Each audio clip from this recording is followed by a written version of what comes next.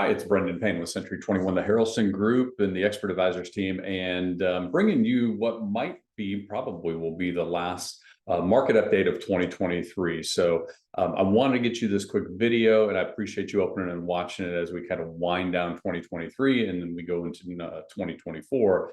It's always good to just kind of have some things to be thinking about as we're going into the new year. As we finished up November actually had some really good news that last week, and really the last 2 or 3 weeks, we shed about 50 basis points in the 30-year fixed interest rate. And, we're still, of course, we're at historically, what a lot of people would probably call normal rates. In the near term, over the last 3 or 4 years, of course, they feel like they're super high because we went for a couple of years post-COVID and they came down sub 3%. So in the mid high sixes, low sevens, feels like it's a different world. So it was nice to see a little bit of a downward trend for a few weeks. Don't have any predictions. I think it's too early to tell. There's a lot of things that impact interest rates, and it's a little early to make predictions for what 2024 looks like. But I do believe that we're going to be stabilized for a while, and hopefully the next moves are going to be a downward trend in those. So that's really good news. I want to share with you 3 things too going into the new year that as you are reflecting on 2023, you're looking at your real estate holdings and you're trying to make plans financially for 2024, then as it relates to your property ownership, then I want to give you a couple things to think about, because these are things historically over the years that I know there's some misinformation about, and maybe people don't always have a clear picture of exactly what's going on in these 3 areas. So I wanted to cover them with you so you've got them as you get some time, hopefully over the holidays, to relax and stuff. First off is, number one, seasonality in our market is a myth. Has been for probably the last 10 or 12 years. I've been selling almost 19 years full-time in this market, and the market hasn't really had a seasonal cooling period for quite some time. Of course, there are months that have more sales and there are months that have fewer sales.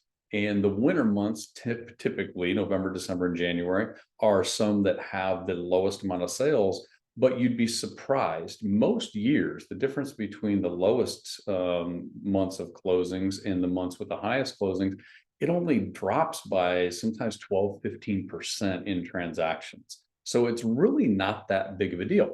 Also, in most years, you have less inventory available in those months. So you can think about it. If you're a seller in the winter, even though the transactions drop off a little bit, if inventory is dropping off as much or more, it could actually be a really good time to be on the market. And we already know that this market right now is light on inventory in a lot of areas, not all areas, but in a lot of areas. So the seasonality part of like, oh my gosh, the winter time is dead, just doesn't really hold true anymore.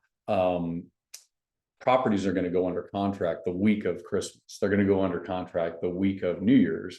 And so there's always opportunities. And remember, most of the properties in our market, we are a destination market.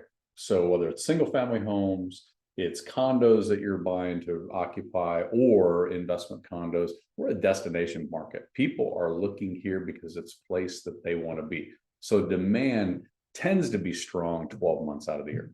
Number 2 point that I want to make, our market wakes up very early, meaning that little bit of a slowdown we have in December, if we can call it that, I'll give you, if you want to call it that, a little bit of a slowdown compared to some of the other months, we wake up really quickly.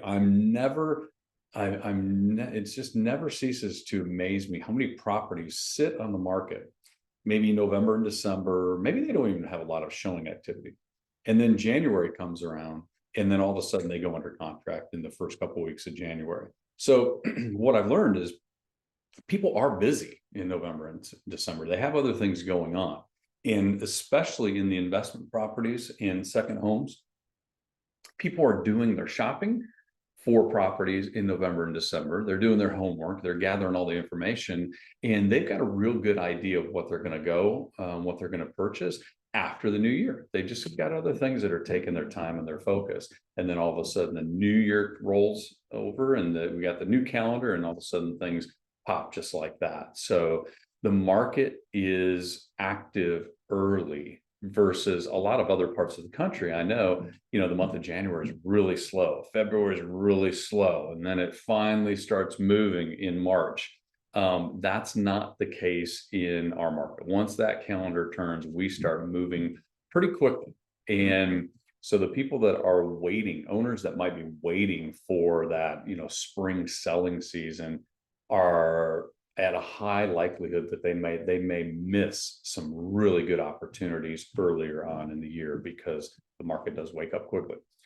Lastly, really want to emphasize this. I bet I've probably brought this up in at least half, if not 75% of the updates I've done this year. The importance of or the existence of micro markets in our overall Grand Strand market, meaning the headlines of prices are up, prices are down, prices are flat, inventory is up, all of that stuff.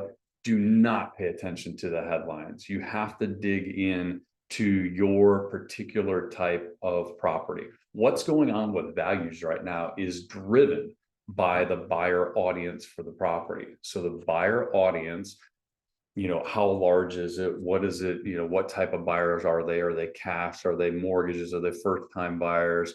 All of that stuff drives the demand. And of course, demand and supply are what typically determine sale price. So right now, you just absolutely cannot rely on the headlines to make decisions on your property. You want to really dive in and say, okay, this is what I've got. This is the scenario it's in. It's a rental, it's got a tenant, it doesn't have a tenant, there's a couple months left, there's 2 years left. All of those things affect the buyer audience for your property, and the buyer audience for your property is going to determine the demand for your property right now. Then we look at the supply and then figure out, okay, what realistically can you expect from the market? And so I just will leave you with, please, if you have questions on your, what your plans are, you're just trying to figure out, give me an idea of value range. Let's sit down and take a look at that individual property, because the headlines will they're going to be wrong about 50% of the time. Whether they say prices are going up, prices are going down, inventory is high, it's low, you're going to be wrong about 50% of the time, because our market is just a compilation of a bunch of individual micro markets. Okay, so I wish that each of you will have a wonderful holiday season and a prosperous new year. If you need anything, I will be working. I will be in the market through the end of the year. And if there's anything that I can do for you, just update you on where things are at. I'm happy to do that. And again, thank you so much for allowing me to be your real estate resource here along the Grand Strand in 2023. And I look forward to taking the same responsibility on in the coming new year. Thanks so much, and we will talk to you again soon.